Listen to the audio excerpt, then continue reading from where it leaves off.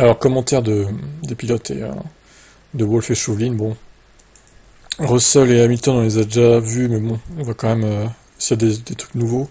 La course a été étrange, nous n'avons pas de rythme, c'était le cas sur les trois types de pneus, j'avais l'impression de beaucoup glisser, de souffrir, d'une forte dégradation, de reculer lentement. Il faudrait qu'on comprenne pourquoi, on était relativement rapide samedi, les performances varient d'un circuit à l'autre, mais nous avons été proches de l'avant lors des 6 dernières courses, je suis convaincu qu'il s'agit d'un cas aberrant. C'est très aberrant, oui.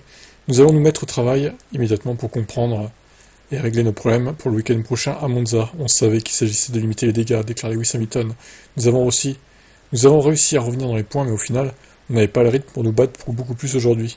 Si on s'était mieux qualifié hier, ça aurait peut-être été différent. J'ai apprécié de dépasser plusieurs voitures et d'utiliser les pneus tendres dans le premier relais. C'était bien de progresser, je suis un peu déçu. On avait un meilleur rythme samedi. La lutte aurait porté sur plus de points. En termes de stratégie, on avait prévu de terminer la course sur un seul arrêt. Mais j'ai eu un blocage sur les pneus durs. On a dû passer en 2 arrêts. C'est dommage de perdre le point du meilleur tour à la fin. J'aurais dû faire un effort plus rapide, plus tôt. Honnêtement, vu le rythme de la McLaren, qui a quand même fait son meilleur tour en dur usé, qui avait 40 tours, à peu de choses près, je rappelle quand même, pour moi il pouvait pas faire meilleur tour au final, Hamilton. Ni même personne d'autre que Norris. La McLaren était tellement supérieure aujourd'hui aux autres, c'est incroyable. Toto Wolff, nous avons eu une mauvaise course aujourd'hui, un contraste avec le Grand Prix précédent à Spa où nous avions donné le rythme et terminé premier et deuxième en piste. Nous avons clairement pris des décisions erronées dans la façon dont nous avons piloté la voiture ici. On va évaluer ça rapidement afin d'éviter une autre course comme celle-ci, c'est douloureux. Parfois c'est bon d'être blessé pour faire un pas en avant. Alors avec George, nous sommes passés une stratégie à 2 arrêts car il manquait de pneus lors de son deuxième relais. Cette dégradation plus importante était probablement due en partie à certaines décisions de réglage qu'on a prises.